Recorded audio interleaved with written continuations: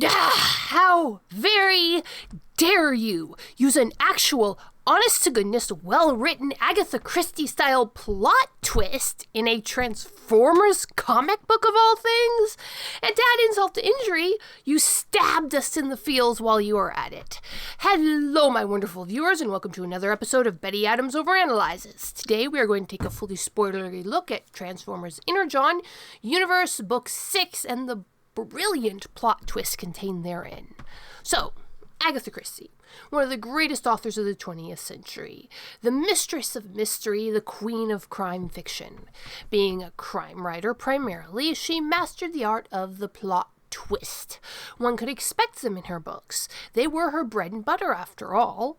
But after you have written over 50 full-length novels and over a dozen short story collections, how do you actually keep your audiences entertained and keep them from guessing the murderer, thief, blackmailer right off the bat?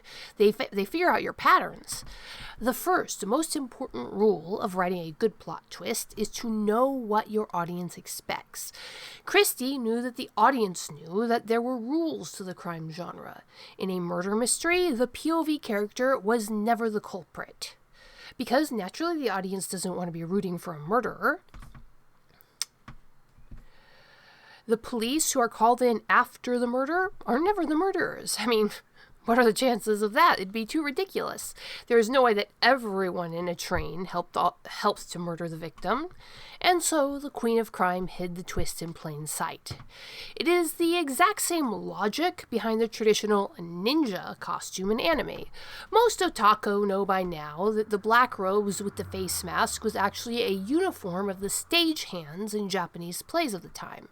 The dark clothes made them hard to see in the darkened theater hall, allowing the stagehands to work on the stage among the brightly robed actors, and the audience just tacitly ignored them. Then, one brilliant producer got the idea to have one of these psychologically invisible stagehands to suddenly jump out and stab the lead, and the audience loved the subversion of their expectations. It got old really fast, though, as more and more producers hid their ninja stagehands, but the mental image of the ninja appearing out of your psychological blind spot, that spot the whole audience has politely agreed to ignore, stuck. And G.I. Joe's Snake Eyes still wears a variant of the working clothes of a Japanese stagehand of a previous era.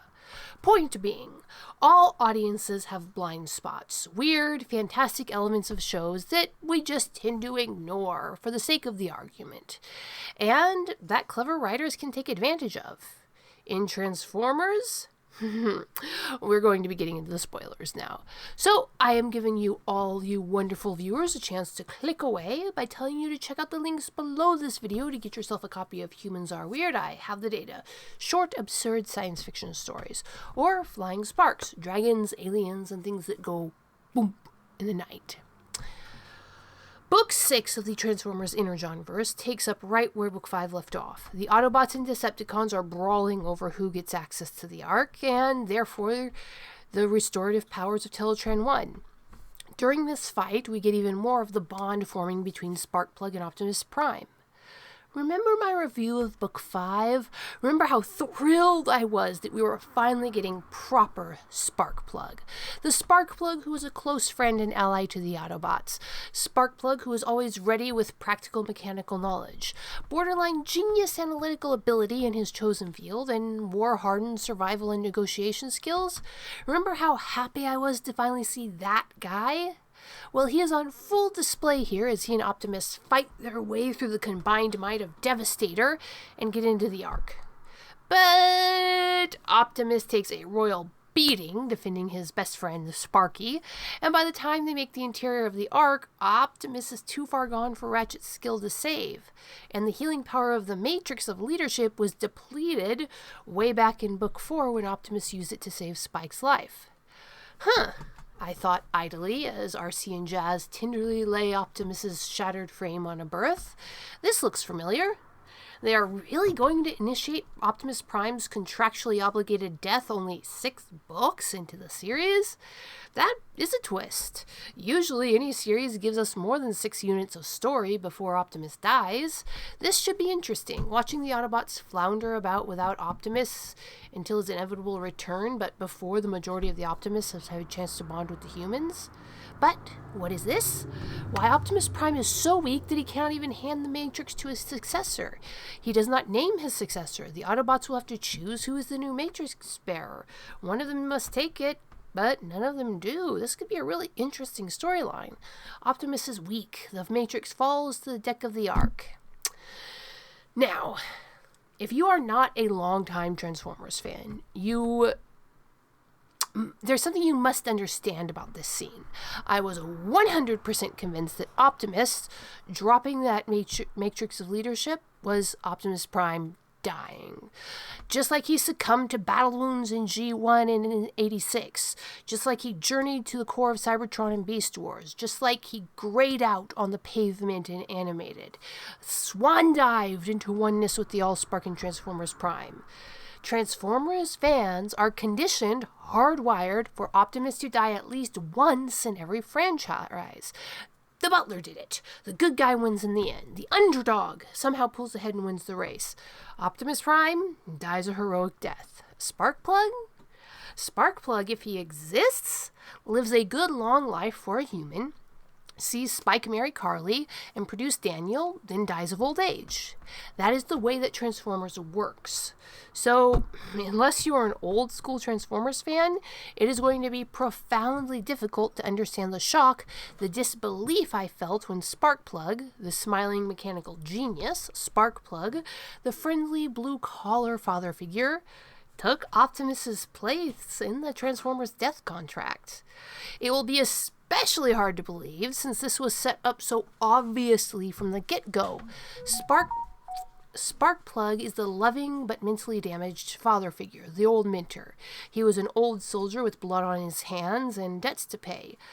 Optimus, in an oddly emphasized scene, tells Sparkplug that he is small but mighty.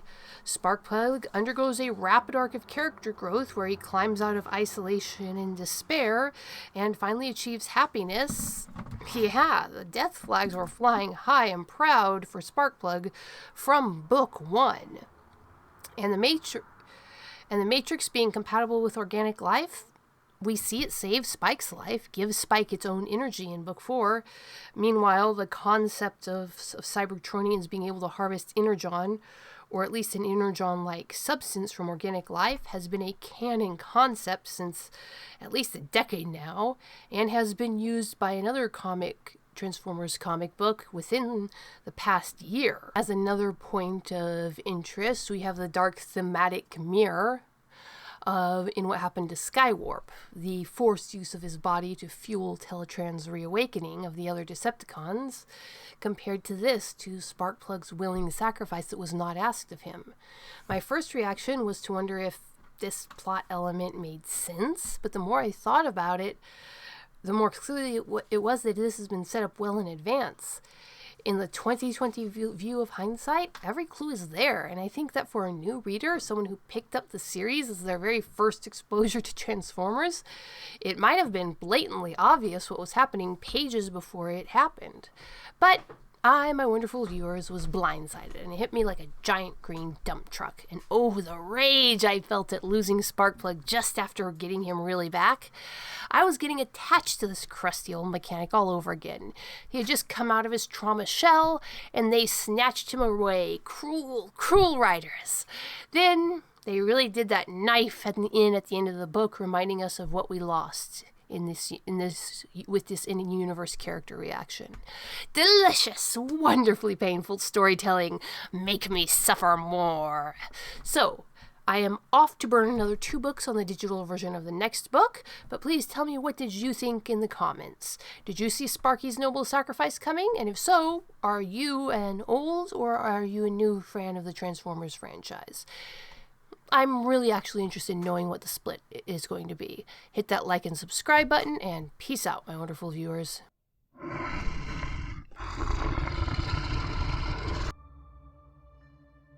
Drake McCarty's leg was shattered, deep in the wilderness.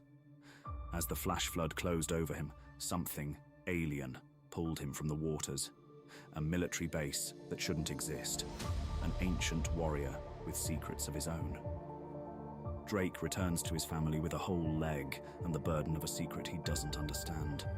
In the forest around them, someone is watching, and something followed him home.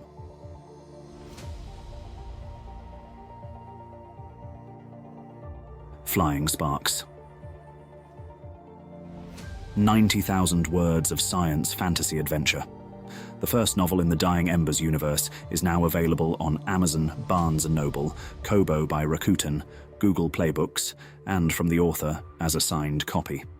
Get your copy now, and step into a world where dragons walk the forest, aliens lurk on the mountain, and things go boomp in the night.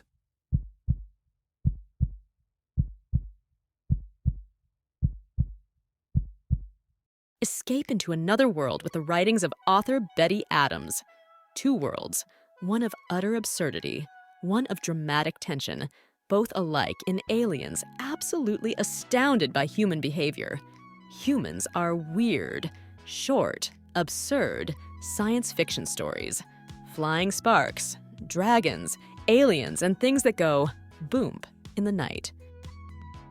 Books available on Amazon, Barnes & Noble, Kobo by Rakuten, Google Play Books, and at authorBettyAdams.com for a signed copy.